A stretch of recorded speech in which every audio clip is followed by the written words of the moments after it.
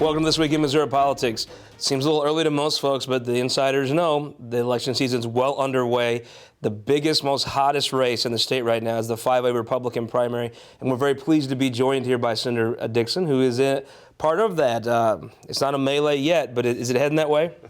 I don't think so. I don't think so, Scott. I tell you what, it's been very exciting to have the opportunity to travel the state in greater detail and meet just so many wonderful people. And I would include the candidates in that. Sure. We have some great candidates. I only have one opponent. I have some mutual Republican candidates, but I only have one opponent. And I am very excited about the opportunity to really bring Missouri together. That starts with this primary, with sensible conservative solutions. I think it's time to renew Missouri's spirit.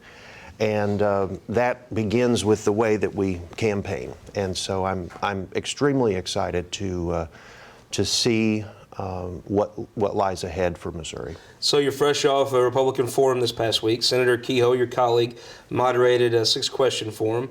What'd you think, and were you surprised by any of your fellow candidates' answers? Well, Senator Kehoe is always a class act. That was a great forum. We got into some specifics, into some substance. And I think that's what people want. The voters are discerning, they are wise, and they're looking for substance. I believe that the public our people are crying out for leadership and statesmanship. And I think every candidate was able to present well and talk about the things that they believe are important. In discussions that I've been able to have, and also through the forums, many of us now are saying some of the same things.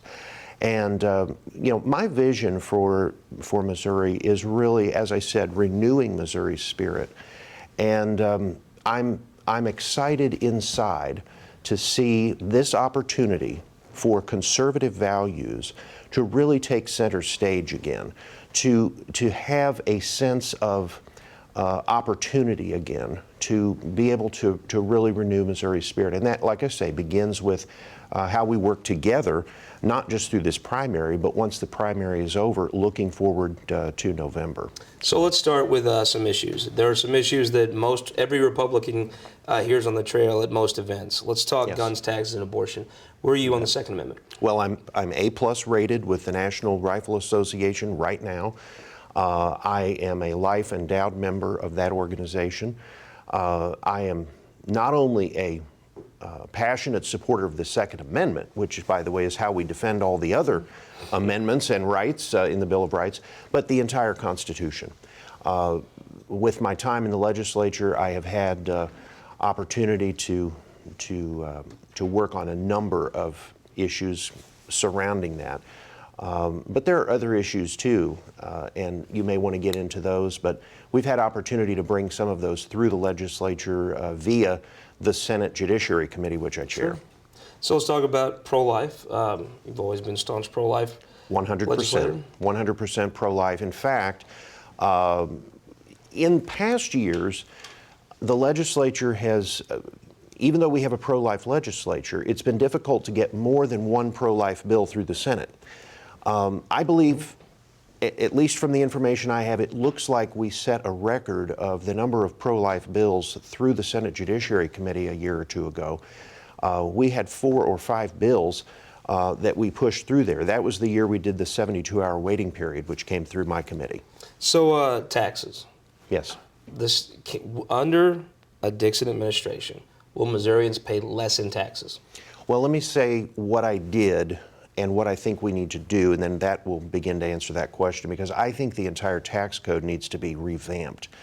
I worked with my colleagues, with folks around the state, to reform the criminal code for the first time in 35 years. As soon as we got done with that, I started working on a sales tax reform measure, and we found as we were doing that, there were all kinds of problems with the sales tax code. It was like Swiss cheese. It really needs to So when you reform that tax code, will Missourians pay less in taxes? I believe they will, and it will be a more consistent and a fairer code.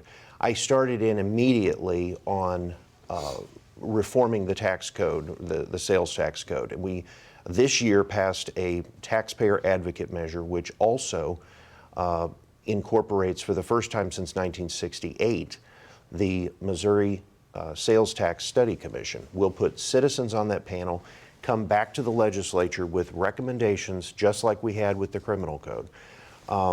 And I believe they will, because our tax code is a result of many court cases, and so you have this inconsistency. There are many businesses that are not paying taxes where the same industry across the street, exact same one, is being told that they have to pay a tax.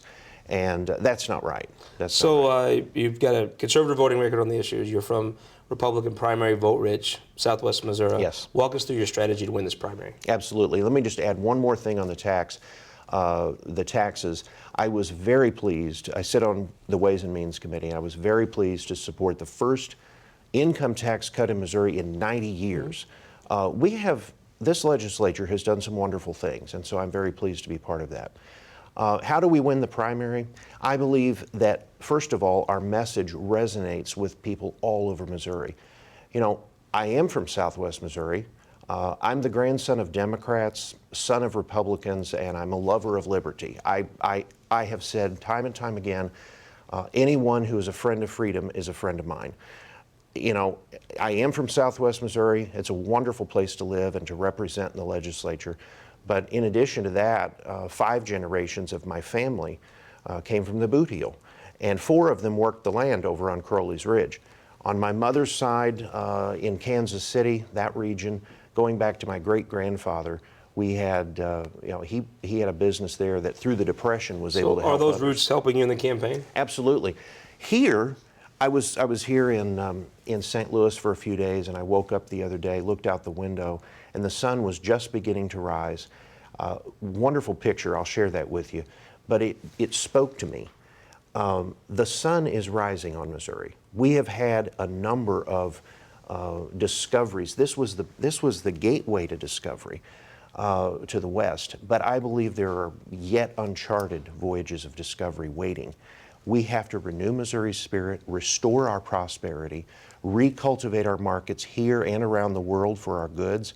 Getting this message out, this is what it is. Are there tactics for the primary? Absolutely. But I'm already looking to the general election. And why are you the best candidate to beat Chris Koster? Well, we've relationship with people all over the state. I believe the message of freedom resonates with people across the party lines. You know, I've asked folks as I've gone around, what do we need to hear in this hour?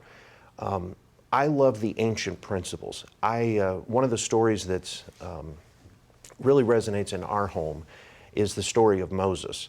And I've talked to folks around the state. It's a symbol to me, the words that he spoke and were later inscribed on the Liberty Bell. Proclaim liberty throughout all the land and unto all the inhabitants thereof. Not just the Republicans, unto all. That is why I already have conservative Democrats in other parts of the state that have said, we're with you. They've donated. They get the vision. They want leadership. They want statesmanship. I haven't always agreed with my party. I put right and wrong. That filter goes before Republican, Democrat. And that's where we'll have to leave it for this time.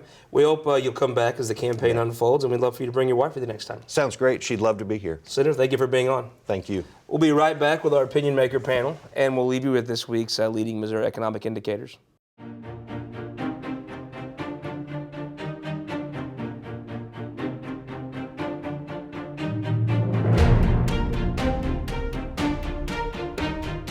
All across Missouri, our new car and truck dealers are building strong local economies. When you buy a car or truck in Missouri, you're helping to support over 20,000 Missouri families who rely on the auto industry for good-paying local jobs. You're also helping fund our communities, schools, first responders, and our roads because dealers generate millions of dollars in tax revenue. Missouri's automobile dealers have been the foundation of our communities for generations and for generations to come.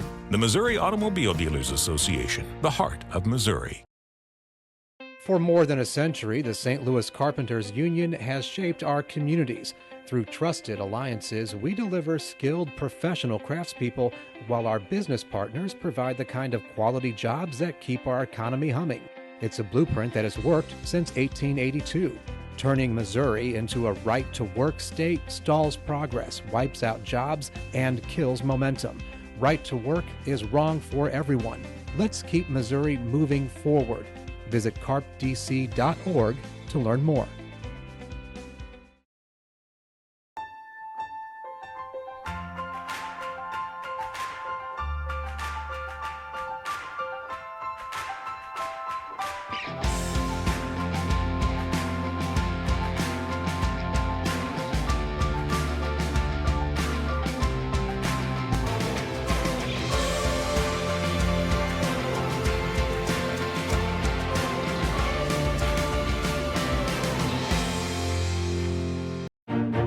Welcome back to This Week in Missouri Politics. We're now joined by our opinion maker panel, including, come back for the second time, congratulations, newly elected Representative Dean Plocker. Dean, congratulations. Welcome back.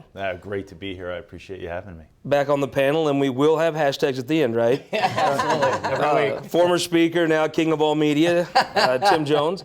Agribusinessman from the Boot Heel and a significant funder of Democrats in the state, Barry Aycock. Barry, welcome to This Week in Missouri Politics. Glad to be here. Thank you. And back is Representative Gina Mitten. I guess we're going to have to really work at trying to get some opinions out of you. I know how shy and let's start with one that's topical. We just had Senator Dixon on. Right. Five-way GOP primary. Had a debate this week. Who is the person in that field that you think would give the Attorney General the best run for his money? Well, we've heard a lot about Eric Greitens, and I think that there's something to be said about, on paper, he's got some credentials that are certainly something to be reckoned with. But I don't know at the end of the day that he ends up walking away with it. I think that we see a race with three sort of insiders and two outsiders, and I think those outsiders need to be talking more about policy than at least what I saw in last week's forum. Mr. Speaker, what do you see who's winning the race right now? If you had to say who's doing the best job, getting closest to where they need to be, who is it? Scott, everyone is, it's a tight pack right now. And, the poll, there have been several statewide polls that have come out, and consistently the lieutenant governor comes out well on top. Sure. And the reason that is people have to understand who you are before they can choose preference. I always say name ID before preference. Do those polls matter right now, really? Are they a good predictor? Only on name ID. So Peter Kinder, though, has a big problem. He's not raising any money. Catherine Hanaway is significantly raising money. Eric Greitens is raising money. John Bruner's got a lot of money. So Senator Dixon has done some fundraising, but he probably wishes he could do some more. You can't get name ID unless you can raise the money to deliver the message. So I think it's a long way to go. I'm kind of like in the presidential race, anybody but Hillary. I'm with anybody but Koster right now. Let me ask you a question about that, though. Does Peter Kinder need as much money as the other ones because of that name ID? He does not. He's been on the statewide ballot 3 times in a row, and he's won every single time. There is deeply ingrained knowledge of the name Kinder. Dean Plocker, running, I'm sure you've had all the candidates offer to help and be very helpful with your district. It contains a lot of good Republican supporters. I think a couple candidates. What's your impression of where the race is now? Well, it's true. I've been the beneficiary of a lot of offers from incumbent office holders, from state reps, state senators that have all come to help. The governor's race is interesting. I do have two candidates that could voted for me, I hope, John Bruner and Catherine Hanaway. And I look at the governor's race, and they each bring different components to the table. Speaker Hanaway has been in the legislative body as speaker, first woman speaker. I think there's a lot to be said for that. John Bruner, very successful businessman. I'd like to see that as well when you're going to head up the executive office. Peter Kinder, 3 times running now in statewide office, very familiar with what's going on in Jefferson City. I just met Senator Dixon, very nice man. I mean, I don't know Mr. Greitens, but it's an exciting race, and I hope that substance is brought perhaps to some of these debates so we can weed everybody out. Well, and congratulations on being elected, but now you're one of those Jeff City insiders he talks about. So I don't know about that yet. Career politician. There you go. Barry Aycock, I know you talk to a lot of high-level state Democrats. When you look at this field of Republicans, who is somebody you have your eye on that you'd just as soon not run against? I think Eric Greitens is a very attractive candidate, whether it's a Democrat or Republican. He has a great political background. It's a good story he tells. I don't mean story in a bad way. He's not really a political novice, like nobody's giving him credit for being on the issues. Speaker Jones, he's the most excited Republican I've ever seen over Peter Kinder. Peter Kinder hasn't been out in the real world. Now, I understand you ran into Peter Kinder a week or so ago. It's a very awkward, very awkward meeting. Wasn't really that glad to see me, but my heart tells me John Bruner and Eric Greitens are the ones to beat. Like I said, Peter Kinder's rehashed from the 1980s and 90s, and he hasn't had to balance a checkbook for 30 years. He hasn't run a business, and I just can't see the Republican Party being excited about him. His name ID is worth a lot, but he's chief cheerleader against anything that's good in Missouri. I hear more and more Democrats compliment Eric Greitens, whether it's in response to a leaked video of his speech back in the day. Seems like there's a bit of collusion going on there. Give me a quick take, though. Who wins the primary? Who wins? Now, who do you want to see win? Who wins? My heart tells me John Bruner or Eric Greitens, but my brain tells me, unfortunately, Peter Kinder. Representative, who do you see winning? I'm with Mr. Aycock. I think it's Peter Kinder. We're going to get a prediction out of you? Possibly. I think it's Kinder or Hanaway. You know, speakers like speakers because of the fact that they're tried, true, and tested. And Catherine Hanaway was in the very beginning of the Republican Revolution, and she had a lot of major issues to overcome and succeed on. And she's still well-liked well across the state. Her issue is she was out of politics for about 14 years. She's got to reignite that name ID that she once had. Is that what this bus tour is doing? That's what the goal is? Reintroducing her to Missourians that do know her and just haven't seen her in the hinterlands in some time.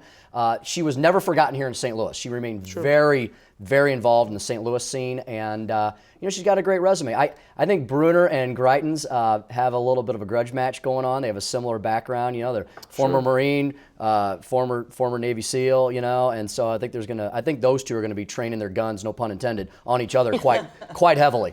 Well, Representative, we won't put you on the spot of having to choose between your constituents, but I do want to ask you, the special elections were held. You won.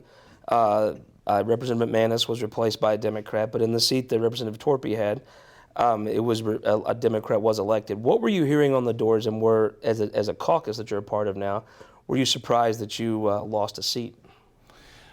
You know, I really didn't know much about the Western seats. I had heard that Representative Torpey held a very narrow victory in that one, and I don't know if it was necessarily a surprise to the party, but I'm not very familiar with the Western half there. Going door to door was enlightening, exciting, exhausting. I think we hit 8,000 doors, and so total, several of them many times. Heard a lot of good stories, and I'm happy to talk about that. Well, what's the top thing people talk to you about? Were they talking about the presidential race? They talking about Obamacare? Well, what was the issue they talked about? It was hard to get them to think about what I was running for was my first problem. They told me they always voted in presidential races. And I had to say, well, this isn't a presidential race, and this is this November. Many topics were brought up. Burdensome government seemed to be a hot topic. They just feel that the government's telling them more and more how to live their lives, and they don't like that. Such things, increase in property taxes this year. St. Louis County apparently has been hit by erratic property tax increases. They were not happy with that. Healthcare was a topic. Many people, particularly the older people, seem to be very concerned that their prescription medications have somehow gone up, and they wanted me to comment on that. I don't know what their prescriptions were, and I don't know why the cost went up, but I suspect government might have something to do with that. Yes, it is. Barry Aycock, you've supported several legislative Democrats through some tough years. Frankly, Obama administration hasn't been good to state House Democrat caucuses all over the nation, and Missouri is no different. Were you heartened to see that maybe they found a bottom and they started to come back up? Well, you can't go any lower, can you? For sure. I'll agree with that. Thank you, Mr. Speaker. I think the special elections weren't any surprise. The people who were supposed to win did. The two Democrats were supposed to win. Dean, our state representative-elect, he won. So I don't think there were any surprises in the special elections. I mean, the state rep-elect told me he started raising money the day after, so he's ready for his next competitor. Well, that's the way it's politics. Mr. Speaker, let me ask you, was this a seat that really only someone like Noel Torpey could win and really shouldn't have been a Republican seat to start with? Yeah, with all due respect to my former colleague, Representative Mitten, happy days are not here again for the Democrats in Missouri.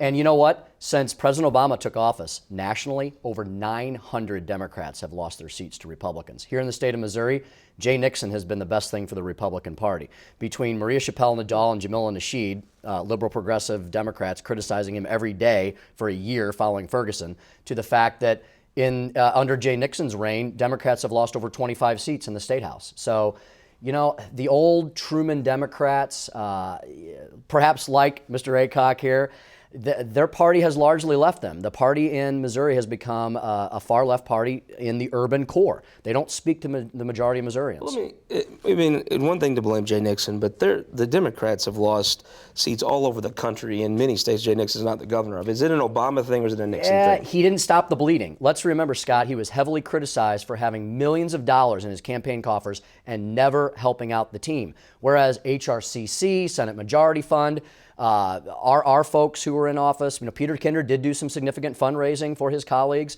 Jay Nixon was on the Nixon team, and that was about where it stopped.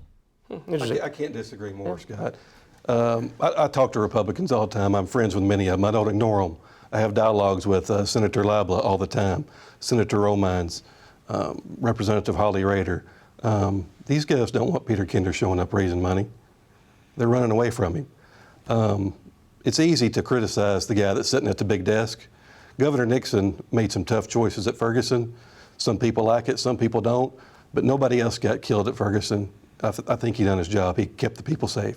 We lost a few buildings, but not one more person got killed. So I think the governor done his job well.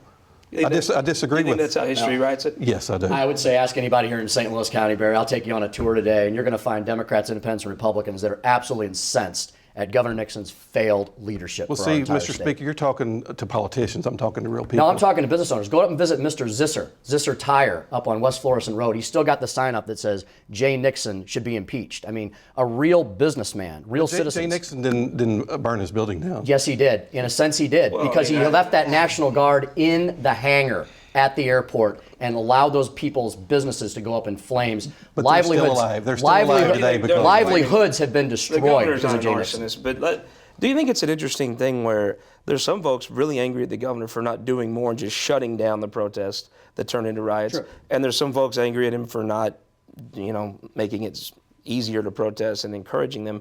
Sometimes when you're in the buck's got to stop somewhere. Sometimes when you walk away from a situation, and Representative, I'd be interested in your thoughts on this. When you walk away from something and both sides are angry with you, maybe you did what you need to do. Well, I think my former and my soon-to-be colleagues, lawyers, would probably agree that a lot of times, if you're handling a case and both sides are upset, you probably did a darn good job.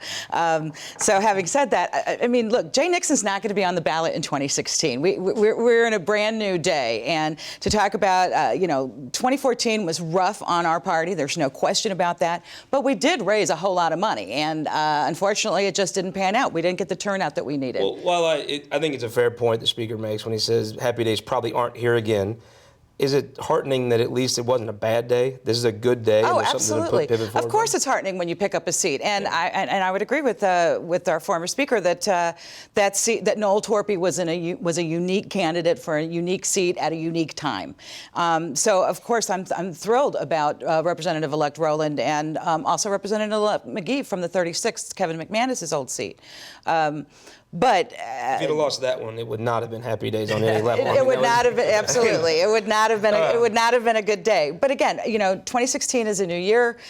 We understand what our numbers look like, and we understand that takes time and effort and energy. And hopefully, our party comes together in 2016 in a way that helps us continue to build on that happy day. Ultimately, Scott, Barry was correct. There were no surprises on this election night. Well, and the GOP supermajority is very secure for the next generation. Well, let's talk about something that is a surprise, and that's the continued drama at the University of Missouri. I mean, Mr. Speaker, now there's a person on a hunger strike. It just seems like it just goes from trying to build a hospital that gets shut down, that gets quashed, to keeping female students safe on campus. Where does it stop? Getting in the abortion business, some bizarre decisions. Now they have protests to get out of it. Now religious institutions are writing letters to keep the relationship with Planned Parenthood severed. Now you have black students who feel mistreated, that they're not confronting racism on campus. Where does the drama end? Scott, Mizzou needs to bring in the special ops team, and they need to do some major damage control. I hate to see this because even though I'm not a Mizzou grad, both of my parents are, my in-laws are, many of my cousins are. It's the flagship university. Well, it's wildly important to the state. Yeah, it's extremely important. And you know, usually these two disasters don't have a confluence at the same time, but Mizzou is having problems on the sports field and off. You know, the problems with Matty Mock and the problems with administration. And I don't know, they are in need of some leadership at this point in time. And I think Democrats and Republicans in the General Assembly all want to help, if possible, if there's something that they can do. Leadership is what's required. Team Lugger, you approach a situation, I mean, there is something you can do, and that's you control the purse strings. Are you willing to, if they can't seem to get things under control, change leadership, don't change leadership, are you willing to actively address the situation and get involved?